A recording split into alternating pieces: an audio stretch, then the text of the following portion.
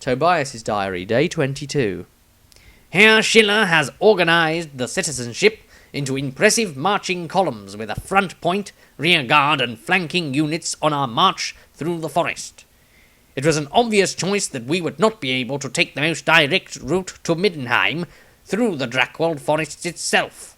That would be akin to suicide, with the beastmen being strongest there.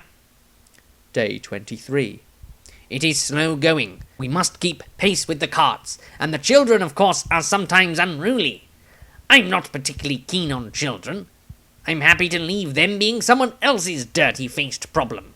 I have been marching with the front columns. I was picked up as one of the first watch lookouts last night. It's the strangest thing, though. Come morning, my coin purse was stuffed fuller than it had been. Also had a lot of jewellery nearby, as if someone had dumped it next to my bed. I asked if any had belonged to the people, and they stepped forward to claim their items. I am not sure what happened. Perhaps some weak attempt at framing me. The area is war-torn. All over I can see evidence of battles and bloodstains.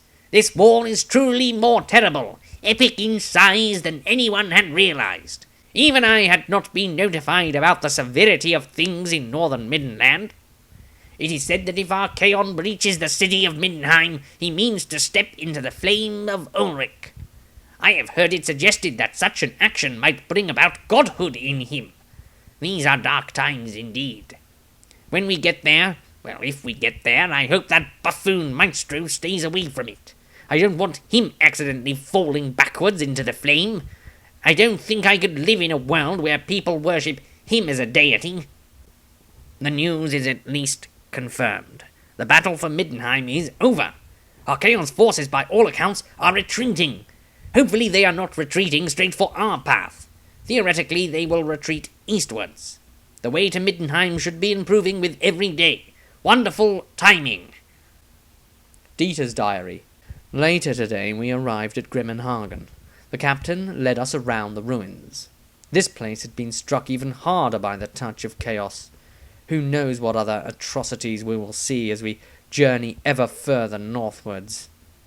Extract from Maestro's Diary, Day 23. The people of Grimmenhagen would not relent and allow the refugees entry into the remains of their town.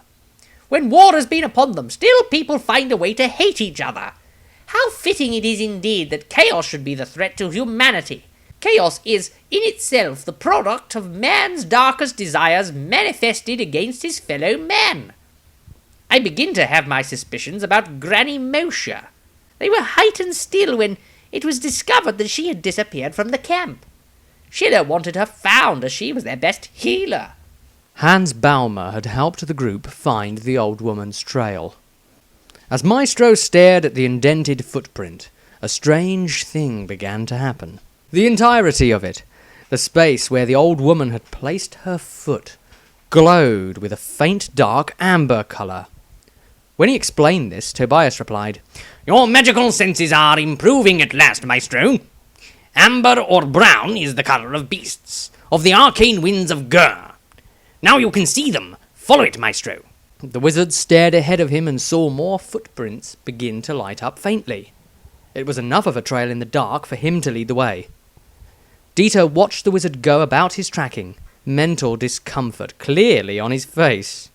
He secretly worried about the wizard's potential power and how it could interfere with his way of doing things. It only took 10 minutes for Maestro to find the way to her. What they saw upon arrival made them tense up.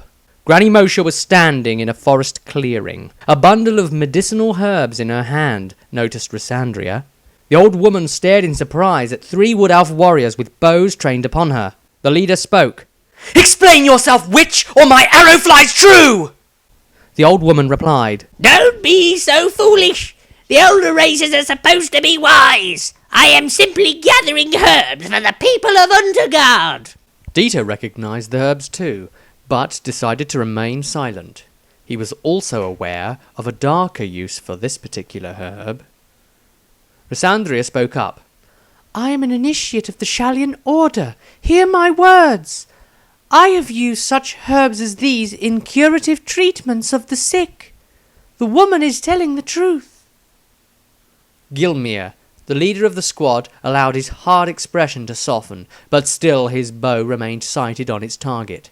He began, "She has the smell of magic upon her!" Maestro couldn't bear being in the company of elves. He truly disliked them. There had been some unfortunate incidents in the past that had led to this. Though his strife had actually been with their Ulthuan cousins, all elves were now a problem. The others of his party could sense it. They had never seen him like this. Anxious, yes. Worried, indeed. Serious and contemplative, sometimes, but never agitated. They didn't know what to make of it. The elves noticed it, but perhaps thought it was just the usual rantings and bizarre ways of a wizard. Maestro had begun. "Excuse me? Yes, elves? Hello? Yes, they're here." One elf's bow pointed towards Maestro. He was a little taken aback, but continued. "Yes, well, you see, I am a wizard of the Celestial College." Maestro looked him in the eyes, authority and self-importance beaming.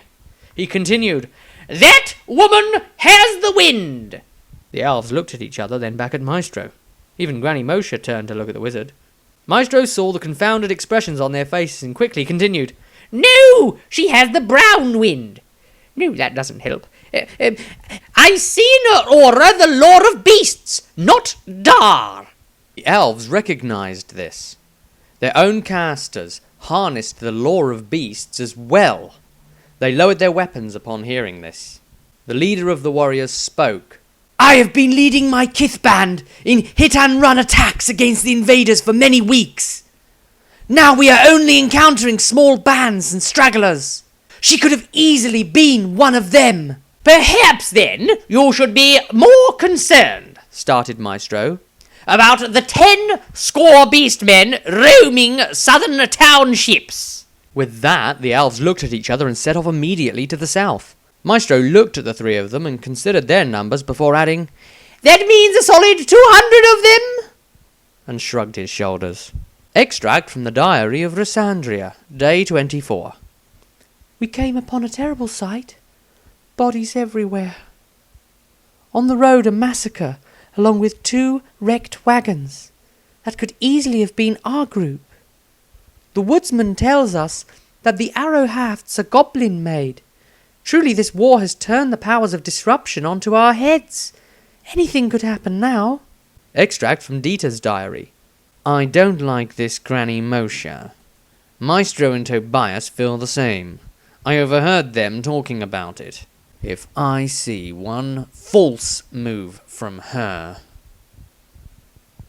I wish I could do something preemptively. No, they would never accept any explanation if I did.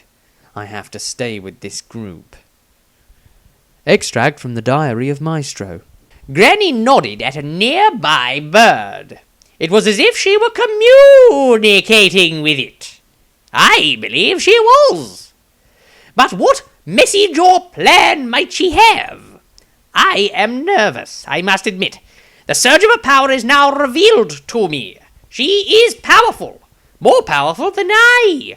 She kept repeating a name to herself when she viewed it at a signpost. Fandorf. She mumbled something about her family dying there. Extract from the Diary of Tobias. I have been watching this woman. Through information she has given away, I have determined that she is over a century old. Of that which she refers to, it is beyond the time of the others, but I know of it. Any power that can prolong a person's life like so cannot be a good thing. Once we arrive at the city, I will report her to the watch. From Tordrad's diary. The priest Sigmarite had been blessing the dead when he too joined them. I heard scream and he fell down out of sight, impaled on spikes. Must have been hidden goblin trap. He did not take long to die. Said something in his language to others. It is our new mission now, I think. I climbed down to retrieve item he held up. From Rysandria's diary. Poor Father Dietrich! I have prayed for his soul as it left this realm. With his dying words he made us swear to deliver a holy relic to Middenheim, the Temple of Sigmar. We of course agreed, and he died in peace at least. I am not yet powerful enough to save a man from such wounds. Perhaps I will never be. Dietrich's last words were, "Praise the Heldenhammer," and with that he was gone. The holy icon we now carry is a small painting of Sigmar. It looks old, very old. From Tobias's diary. As we pressed on, our escort scouts came upon Immerscheld. The town was sacked, with survivors in a terrible state. We made temporary camp in the ruins just outside of the town. We are almost there. Maestro's diary. We made camp while supplies were being fetched. I saw what I had feared I would see. A black raven flew from the back of old Lady Moshe's caravan. The raven is a sign of ill omen. 'Tis a mark of grim, deathly purpose. 'Tis the grim poise that emerges to take a life.